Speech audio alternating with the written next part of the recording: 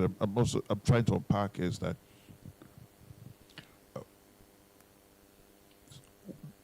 the position is, if I were to write a song, create the entire lyrics, compose the melody, the arrangement, and feed it into an AI system. If the vocals if the final version has the vocals that was created or recreated or perfected by the machine, that it is labeled AI generated. So my lyrical input, the arrangements, the melody, all of that would count for nothing. But on the other hand, if the vocals were created, so if the vocals were performed by human talent, and maybe the bass line or the guitar chords or something was created, yes, creative input, then it is AI assisted. Now, there's the conversation also that in terms of monetization, there might be restrictions as to what platforms you could monetize AI generated as opposed to AI assisted, right? So what I'm trying to, as I said, I've not done a deep dive to see if it's, because the position is that there are 7 major companies. If this is a play from maybe the major labels to exert some degree of control and protect human creativity and human input in all of this works that are popping up every day in the hundreds of thousands and flooding, the streaming services. Yes, so that's basically the crux of the conversation I'm trying to get your take on. Thank you. Well, I think, so this is maybe a little bit repetition to what I was saying on Monday, but I think one of the things that I'm proposing together with a colleague of mine, we've done paper presentations on multiple conferences of this, is that, and it ties into, I think, right now, our vocabulary and definitions of AI influence is not it's not accurate enough, and we have to develop it. And one of our suggestion in one of the papers that we do is that we say that we can borrow from food. So there's and forgive me for repeating for those of you who were on Monday, but the point I made is that food, they decided a long time ago something called the NOVA system. And the NOVA system is what came up with the concept called ultra-processed food. So the term ultra-processed food was established in 1994, 1995 by a team of Brazilian researchers. And they made a system called the NOVA system, which has 3 dimensions that determines how processed something is, which means that it must be labeled for the consumer and priced at a certain way. So what they say is, we need to establish the nature of the processing. So how is it processed? And to a certain extent, that is quite easily, and we already do it to a certain extent. And then we have to decide on the extent of processing, which is what, how much is it processed? Which is also, but they introduce something else, and that's the most important dimension, and this is why we travel and present our paper, is they also include a dimension saying why is it processed, the intention of the processing. And what they say is that in food, if the intention of the processing is, for instance, food addiction, or the fact that you can overeat because there's nothing, the texture doesn't, and there's no, or in simply economic terms, exactly, then it should be at the highest ultra processed. And we can do the same thing with music. We can say that let's say that if the processing, if the intention is to do, as our Swedish friend, to simply overpopulate, to just reap money, then it's fine, but it should be labeled as ultra-processed sound, and it should be licensed at a completely different level. It shouldn't have the same money as your music, or as, you know, and so that's the so that's kind of answering, I hope. I'm getting how are, you know, okay. AI is actually a discussion that's going to go for a very long time. Yeah. Like I was saying the other day, before AI we had Siri. Speak to it, it gives you what you want. And we practicalized something this morning. He tried to do something and prompted AI to do the thing. But AI came back to say, I am not human, I make mistakes and all of that. So there's going to be a lot of things. Then AI is, if we don't take the right legislation, that goes to the guys who put this event together, because the purpose is to, at the end of the day, put a document together to send to government to see how they can formulate policies and all that. If these policies are not put in place, AI will be a disruption to our music business. Already now, a lot of people are coming into the music business as a source of hustle. Now just tell AI do this, they will tell you, oh, I have created the music, and the music is playing, that's it, I'm an artist and all that. Yesterday somebody said it's difficult to make, for Nigeria to make legislation for all these things. In Denmark, Denmark, I suppose, they have made a legislation for people to register their voices. Yeah, that's license their voices and their face. You know, if it's used anywhere, they will be paid. Whoever used their face, their image, or their voice will have to pay them. You know, why we are still looking for solutions and all of that. Some people are already solving problems in their own country. So how do we fast track solving these problems in our own locality? Referencing the fact that we are trying to look at our own local solution. That is one. And the second one, for we are less local solution, we are campaigning for local solutions. Then before we will be able to compete with the existing solutions that like Spotify and all of that, then there's certain things that we need to deal with, you know, for us to be able to compete and to be able to bring people on board and make money, because the essence of creating those platforms is to make money with those platforms. Let me go back a little to the Napster. Napster is a revolution of digital music. That was in the early 90s, you know, created. The end of the 90s, 98. 98, okay. Created by two guys, teenagers between 17 and 19 years old, who stopped attending classes, then started coding on his uncle's couch. Then came up with that product that can go around, check everybody's computer, and bring out music and all that. People can actually access music online. That was the first revolution. The industry fought it. It wasn't really the government. It was the industry that fought that revolution, because they were not paying, people were no longer paying for music and all that, because then it was physical music like CDs, cassette, vinyl, and all of that that people were purchasing. But when that solution came, that product came, people started going online to get music, free music, instead of buying. Then the industry fought it. At the end of the day, that the platform was later taken over. They now monetized it, and it became a accepted product. Some years later, one of the guys who created that app was instrumental to the existence of Spotify. Okay, now in Nigeria we have piracy, and most Nigerians do not want to pay for music. So, and there are opportunities for them to get free music.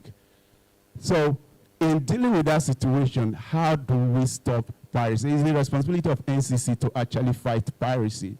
But the piracy in Nigeria is really kind of difficult because we're fighting it. Up to now, we still have them everywhere. Go to Alaba, there is still piracy going on in Alaba. People are still buying CD cassette and all of that, you know. Just quickly on the last, when we were at the Roundtable conference in Kristiansand, there was someone in 2007, 2008, when piracy was still, and Spotify hadn't come along, and everyone were semi-suicidal economically. Everyone thought that music business was dead and never to be revived. There was someone who said, when we talked about piracy, and I think maybe you can use the same thing here, is, what was it? Can we fix it? If the question is yes, let's fix it. If the answer is no, we can't fix it, then the other question is, can we ignore it? And maybe we should, maybe we should spend less time focusing on that type of piracy, and instead focus on the type of, fan engagement that pays with those who can and are willing to. And maybe, I'm not saying that piracy in Nigeria is not a huge problem, but maybe we should focus more on setting up the types of solutions that connects the people who are able and willing to pay, and to try to monetize that, and then perhaps ignore the other problem. Yeah. Do we have time for two? Two, yes. Take the last yes. two. Yeah. Last two. All right, thank you very much. Mine is, since this forum is for music, and your presentation, I think, is focusing to some extent on music economy. If you understand Nigeria, Nigeria is an emerging market for so many things, right? And especially the local music.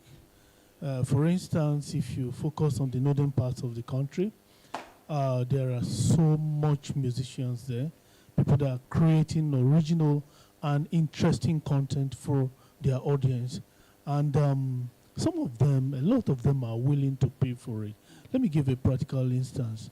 I think yesterday they said they talked about extensively about coloring backbone on, yeah. Now, if you go there now, a lot of musicians there are very much willing to give their music out for them to earn something on what they have created. Now, and again, if you look at the entire area, I'm just focusing on the northern part as a case study. If you extend it to the south and all other ethnic groups in this country, they have very unique content that appeal to their audience. Now, how do we, maybe I am, in the music, as you are aware, there's so many value chains, there's some aggregators that just come around, okay, let me put this music together, put it on this area so that the artist can get, you also can get out just what this guy is doing from the root. Now, how do we enhance this area for people that don't even know how this thing works? Like in the northern area that I talked about, some of them, they produce very good music, but they don't even know how it works. But the idea is just to produce music, people come, they listen to, and all of that. And I know there is a huge opportunity. How can these people tap into this opportunity, aggregate this thing for them to give it to their audience, or use the modern technology to enhance the sales of the music? That's a really good question, and I think one of the things that we've been working a little bit on in Norway, and that we hope to also work with Chindu and Michael. I think there's a huge potential in providing everything from video and online content into, I'm not saying educating, but at least telling a broader segment of the population how to do things, how to set up things, how to be. This is what we do in Norway too. So we set up videos, we set up online tools, so that our students and our non-student musicians can have insights into how the revenues work, how the platforms work, how the different, what they need in order to, and that can be, it's so easily, if you do some of the investments in just the video productions or the how-to tutorials, it can be easily made available by a platform of some sort. And then it doesn't really matter if you're a part of the north or the south, if you can make that available. And I think that's at least in the short term, it's a way of making accessible the insights in it. I think that's my best. Yeah. Okay, thank you so much. I'm Abigail. Mm. Okay, I'm Abigail Akogo. I'm a music educator. I have a music school. Yes, Storehouse School of Music. And that's why I'm asking this question. So I want to understand where I'm asking from. All right. So first of all, I have a question for you and a question for Ruth. Now, my question for you is that you talked about the fellowship. So do you have provision for African students, right? And what are the criteria? Because I studied the music scene for a while, and I discovered that most of the A-list artists didn't go through a music school. It's like we have created a street system that produces musicians. And if that street system continues, I don't know where we're going to go to. So do you have those opportunities so we could preach it? Because now we need to preach it. If not, they're going to go to the street. On the street, we have drugs.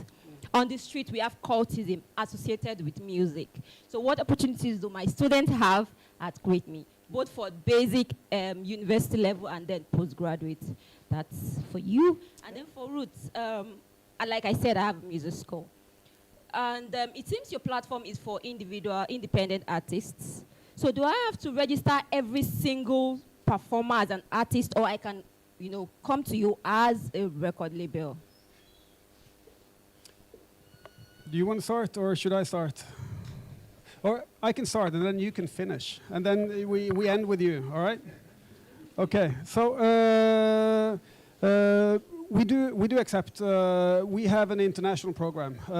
So we've had some really good Nigerian students taking our master's program in music business over the years. We have one brilliant PhD student from Nigeria who's here, who's I'm supervising and who's living in Norway.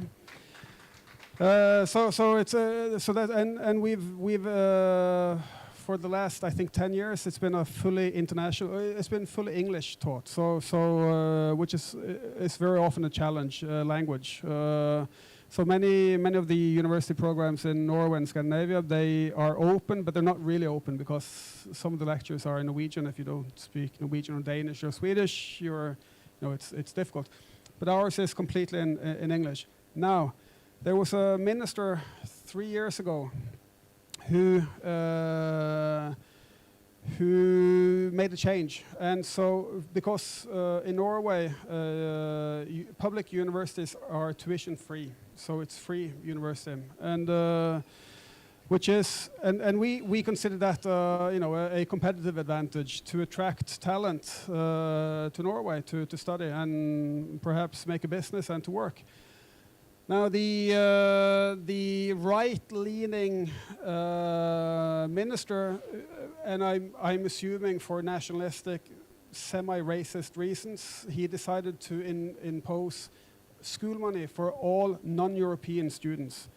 And the tuition fee was put at a level which was so high that the only signal was to stay out.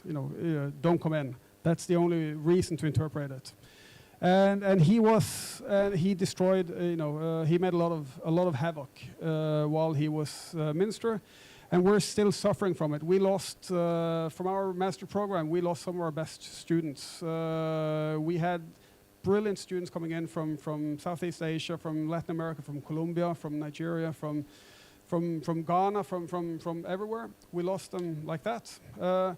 And what we've been trying, I've been sending like caps lock emails, like angry emails to everyone who wants to listen. The ones who are hurt by this, the most,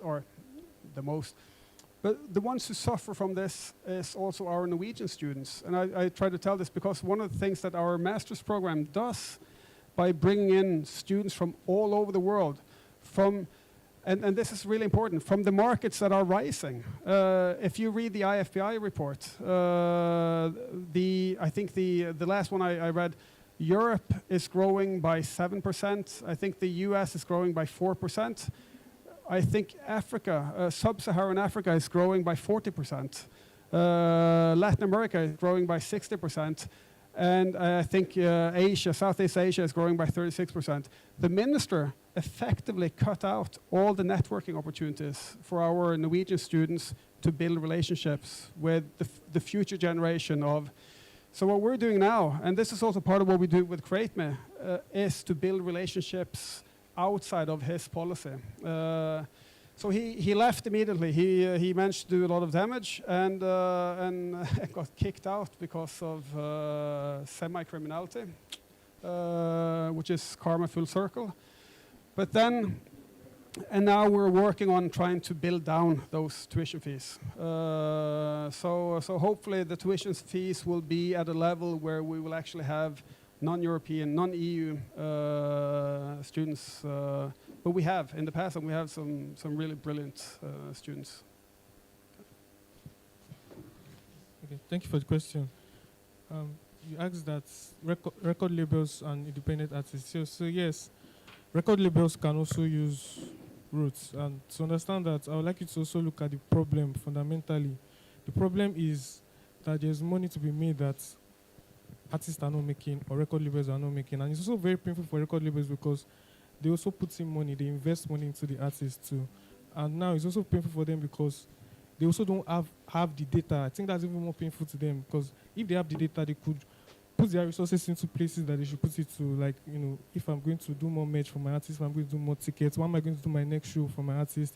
And like I said, the cinemas model where I can also even get more value from my artist music before it goes out on streaming, and it can be in a new world where, you know, it's no longer about stream farming because now they know that they have value. There's value to be made. That's it. Thank you very much. Wow. Thank you very much. Thank you very much. Prof, thank you for guiding us through this very important discussion.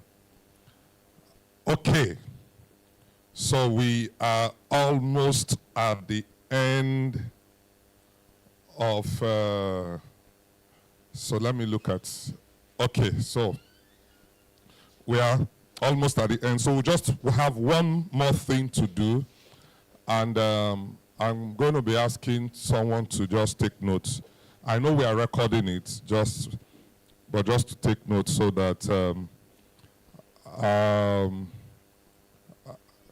Victoria,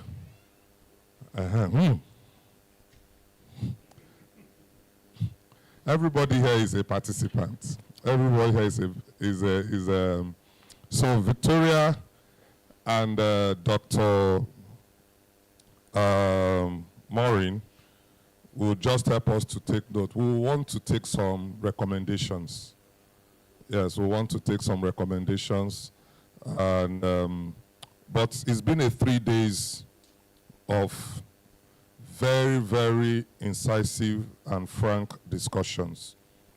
And the feedback we are getting is that this has been a worthwhile meeting and roundtable.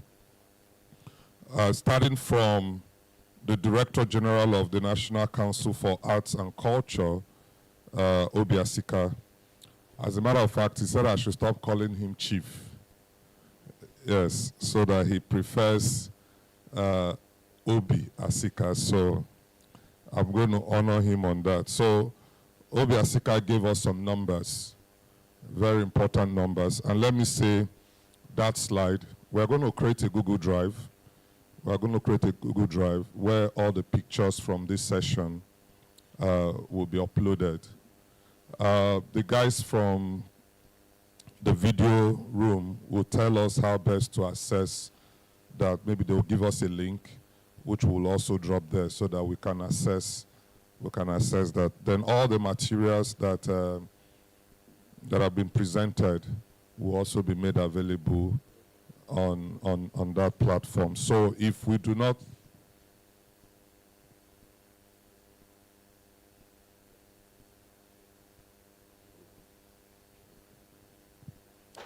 So if you have not registered, if we didn't capture you, Oga Tony, we didn't, so we need your details, please. I know you came in with someone. Yes, so we'll need your proper details, email, so that your phone number, so that we can stay in touch. These are one of the guys in the era of ringtones and all of that. If back in the days, if you know Gist Me and all of that, those are the people at the forefront of that. So that will be made available. Then we had the remark from our Director General for the Nigerian Copyright Commission, Dr. John O. Asien, who also gave us his own understanding and remarks. Then we took that and we had our first tech show presentation from iDiscover. We all appreciated that. Then we went to the first roundtable, which is AI-driven copyright and monetization battles and the implications for ownership, licensing, and fair compensation. And our dear Professor Daniel Notgard took us through that. Session 2 was Barrister Kinyemi Anyoluwa, who was unavoidably absent because of ill health, but someone stood in for him who did a yeoman's job. Barrister Adeyemo was speaking about broken royalty models that limit the ability of emerging and even established artists to achieve financial sustainability. So that's our first day.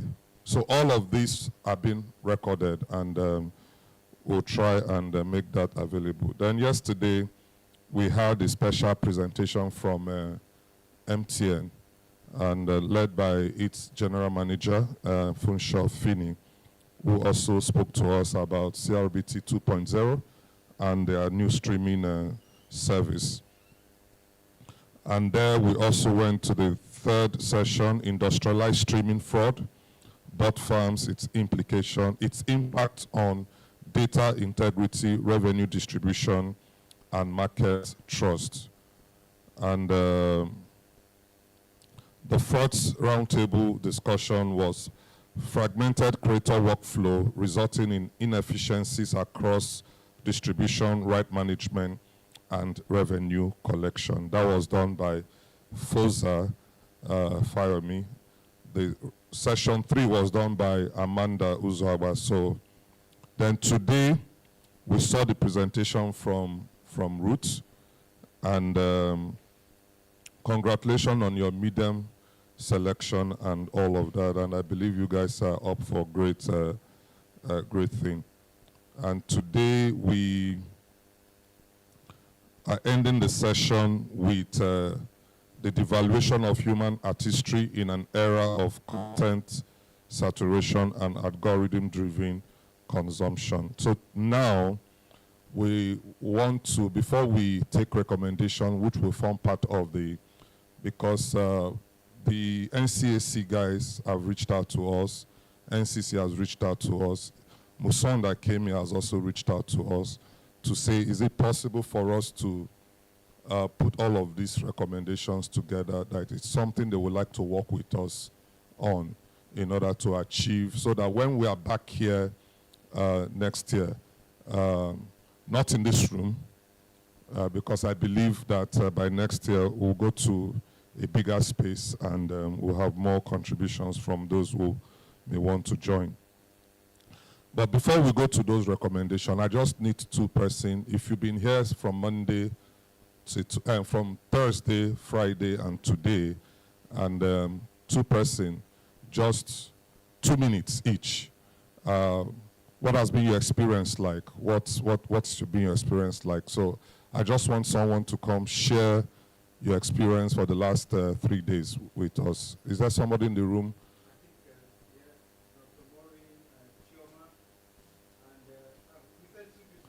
Three of them in this line are raising their hand. Can you imagine?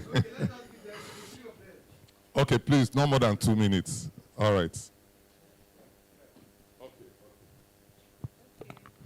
Thank you so much for this privilege. Okay, I want to say this is, I've been to a lot of conferences,